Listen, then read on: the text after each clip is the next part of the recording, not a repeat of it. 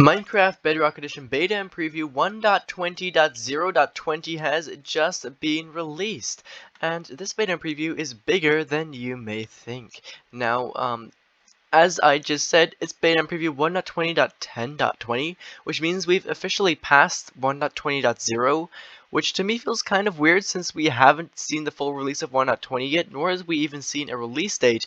However, I guess that's pretty cool. I guess it's just indicating that we're getting closer and closer to the full release of 1.20. I definitely think it's not going to be more than a month anymore now. I reckon it'll be released around the end of June. And of course, the second we get a release date, I'm going to make a video on that for you guys. Anyways, we're just going to go over the features and bug fixes in this one. As I said, it is bigger than you may think. So, first off, we just have some accessibility fixes for the Xbox. They've improved the on-screen keyboard. And then we also have the sneak and crawl right here. Yeah, so they've added the ability to crawl behind the short sneaking and crawling experimental toggle. They've created a new player crawling animation, so for when you're crawling. And basically crawling and sneaking, what that means is it's a bit of parity, and it's something that we have on Java, however we don't on Bedrock. And that is that when you sneak, you can actually fit underneath a slab.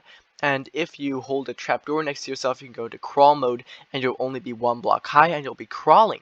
And that's just something that we're getting from Java Edition over on Bedrock Edition.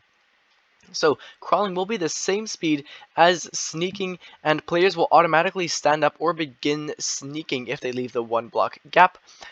Players will begin swimming if they leave a 1 block gap right into water, and players will now spawn particle effects when eating in the correct position. If they are, eating whilst sneaking or crawling. Players will no longer suffocate when riding a camel in 2 block gaps, and players will also no longer be pushed slightly when short sneaking is pushed by a block. So then that's basically all I need to know for the sneaking and crawling, and basically it's just going to be the exact same as on Java Edition. Then as for the world generation, polished basalt and chiseled deep slate can no longer be replaced by sculk during world generation, and polished deep slate can now be replaced, and polished deep slate can now be replaced by sculk during world generation. As for villagers, farmer villagers will now interact with torchflower seeds and pitcher pods, and for the archaeology, decorated pots crafting with at least 1 sherd now have a hover tooltip displaying the sherd and brick ingredients. So basically, if you craft a pot out of specific sherds, then you can hover over it, and you'll be able to see all the different sherds used to craft the pot. So the camera position is now used for audio system listening and system sounds, and previously the player position and rotation were sometimes used for audio listening, and this effectively flips audio panning when using third-person front camera perspective, which is the one I'm using right now. This is first person, and this is third person back. There you are. So basically, we got a bunch of bug fixes and changes with blocks as well. So players without permissions to open and close containers can no longer interact with chiseled bookshelves. Cauldron water texture is now the correct version. Note blocks on top of soil now produce the harp sound instead of the snare sound.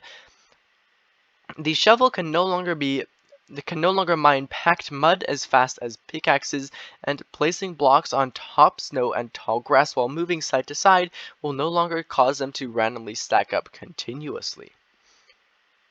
Then we've also actually added a small change to maps, and that is that they fixed black pixels being generated on maps when the Cyan Clyde chunk generation is enabled.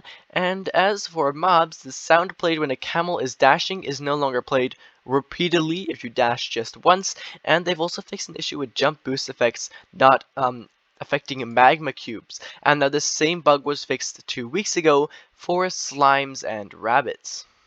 Then, as for the user interface, they've actually added a toggle to all platforms with which you can enable extra large GUI scaling beyond what the GUI slider allows.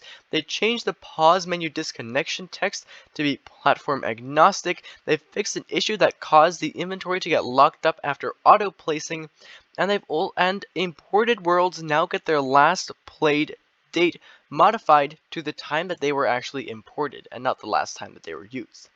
So then we've also got some vanilla parity, and parity is something I've said before. It's basically when things get moved from Java Edition over to Bedrock Edition, or things just get made the same between versions. So with vanilla parity, they're basically making vanilla the same as the actual game, which is basically the unmodded game same as the unmodded game. So basically doing things that were supposed to be so but weren't. So I guess a different type of bug fixes, right?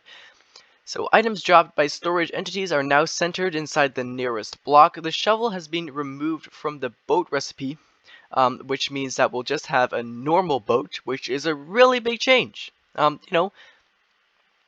the crafting menu, or I guess not in this one, you'll be able to craft a boat with just 5 bits of blocks, which is really cool. And the bamboo raft recipe has not yet been updated, however it will be soon. The barrel recipe has been modified to use planks instead of sticks, which makes the barrel a lot more expensive, and I believe that makes it actually more expensive than chests. The cobweb and string recipe have been removed. They fixed a bug where zombie villagers did not drop the given items during curing, and wild horses, mules, and donkeys can now be tempted using a golden apple or carrots, or an enchanted apple, and llamas will now be tempted by players holding a hay bale, which were all things we had on Java Edition, but not on Bedrock Edition.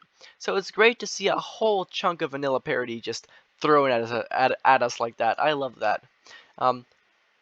Then now moving on to the vibrations, which is the last part, and it's also a pretty big part of this beta and preview. So placing, rotating, or removing an item in an item frame or glow item frame now will emit vibrations that the skulk sensors and calibrated skulk sensors will be able to pick up. Charging a respawn anchor will now also emit vibrations, as well as scraping or applying wax to blocks, switching a daylight detector, adding food to a campfire, adding or removing music discs from a jukebox, mud turning into clay, harvesting sweet berries, placing an eye of enter in the end portal frame, bees entering a nest or exiting a beehive or nest, interacting with a composter, attaching or detaching a ledge from a fence, attaching or detaching a ledge from a mob, dying sheep, picking up glowberries, farmland turning into dirt, using a spawn egg in a monster spawner, silverfish merging with blocks, using a hoe on rooted dirt, using a shovel to create dirt paths, placing a door, and planting seeds in farmland will now all emit vibrations. So basically, a bunch of stuff that was just accidentally left out, I suppose, and now it's just all being added. Most of these sounds, as you could probably tell, were obscure little sounds, but did add up to quite a lot, and they have now all been added. That just leaves us with the technical changes, which I never really go over, and you can check those out for yourself if you want through the changelog in the description. You can also check out the changelog if you want to check out all the changes in more detail, as well as get links to every single bug report for all the bug fixes that we've seen in this beta preview.